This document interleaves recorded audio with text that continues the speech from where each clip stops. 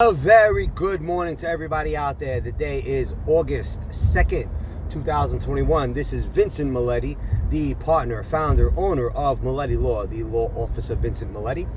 You could find us at www.milettilaw.com, www.milettilaw.com. We are the authoritative force in employment law, and we are the strongest name in law. Whether it be the courtroom or the gym room, we put heavy things up, that's for sure. All right, so let's get down to it. This is a very quick video. The title of this video is going to be the 3 steps that you could take to protect your brand. The 3 steps that you can take to protect your brand. 3 steps that you could take to protect your brand. So, a little bit of a background.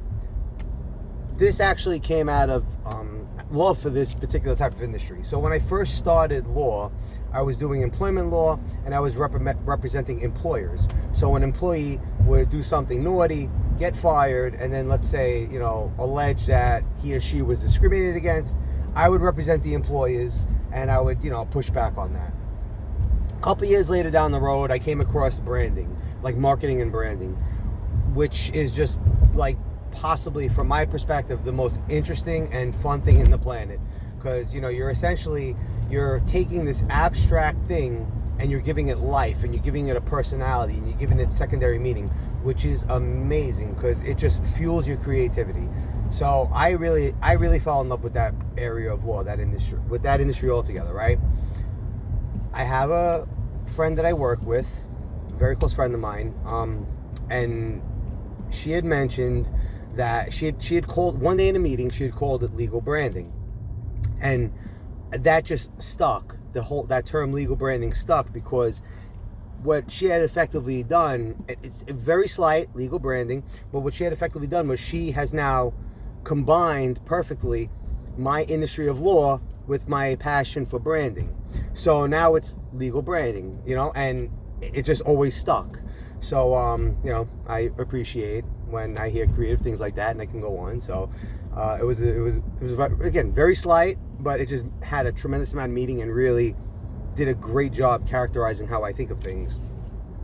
So in this video, I want to just explain. So there's 2 parts to branding overall, right? There's creating and developing the brand, and then there's giving the brand sustainability and protection in the long run, right? So creating and developing the brand, you have your team, you get together, you make your logos, you make your pitches, you make your images, you give the brand a story, you give the brand, you give the brand life, right? And then you market that brand. But now you got to create it for sustainability and for the long term. So how do you do that, right? How do you protect your brand for the long term, and how do you do it in a way that's affordable without having to spend a fortune chasing people? Well, there are 3 particular tools that you could use from the legal perspective to protect your brand. Let's just say goods. Whatever. You build, tires, right? So you're making tires, and you want to call, the name of the tire will be Apple's tire. I don't know. Let's just use Apple's tire. Right? No relation to Apple, but whatever. Just something simple for purposes of this very brief video. First step is you trademark. Trademark Apple associated with tires, whatever that number is. I think tires might be class 11, international class 11. Can't remember off the top of my head. I do these things without script. So, one, you create a trademark. Trademarks associated with tires, wheels and tires, or whatever, the whole package. And that's part 1. So now you have your trademark, it gets registered. Once your trademark is registered, you get automatic protection under the statute. So if somebody infringes on your brand, somebody's using your brand without your permission, without authorization, you could, essentially threaten to sue them for statutory damages, which will typically make them, most parties will be like, at the end of the day, we don't want to steal your brand, we'll move on. Because really anyone legitimate is doing at least some diligence, So if you're registered, you'll come up on the register. So that's number 1. So the first part is trademarking. Second part is registering for your copyright. So trademark and copyright, understand the difference. A trademark is, you're trademarking a name. You're trademarking this abstract name that you're giving value to something, that you're giving it secondary meaning. Copyright has to do with arts, has to do with the art, music, or some kind of creative design, creative concept behind it, right? So a copyright is copyright's a picture, an advertisement for a picture, or let's just say a theme song that you play every time your tire gets introduced, or even a blog writing, So in that instance, So you've already done the trademark. You've trademarked your brand name. You've trademarked your logo. You've given that logo, you've given that abstract logo and that abstract name secondary meaning by trademarking. And now you're giving the marketing material, such as your writing and your pictures and your illustrations. That's getting copyright protection. So now the second prong of that was you file for copyright protection on your artistic illustrations, your musical illustrations. Your musical works and things to that effect. Once you have your trademark in place and it's established for a set of goods, that's when you can go to the Customs and Border Patrol, CBP. So that's when you can go to the CBP, Customs and Border Patrol, and then at that point you can file for automatic protection at the border. So what happens is you have a trademark, you call Customs and Border Patrol, say, hey, listen, these are my products. Can I please register it with your list so when products come in overseas, they're automatically stopped and seized by the border?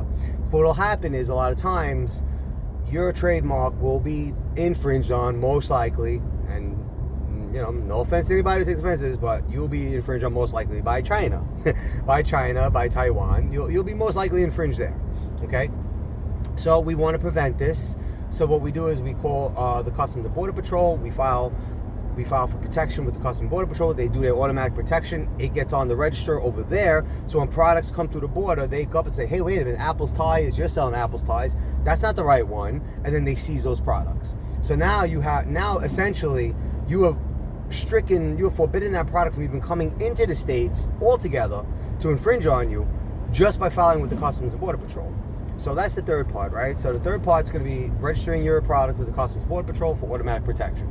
So the 3 ways you can protect yourself very easily with minimal effort: file for trademark, file for copyright protection, and then file with the Customs and Border Patrol. And those are the 3 ways you can protect your goods with minimal effort and maximum efficiency and maximum performance. So I do hope this was helpful. As always, if you have any questions, you know where we are. The authoritative force in law, authoritative force in employment law, authoritative force in intellectual property, legal branding, intellectual property. A lot of guys do, a lot of people do intellectual property. Only few people do legal branding right here. So without further ado, wish you all the best for the day. Have a wonderful day. Yours in laws, love, lifts. This is Vinny Miletti. Have a great day.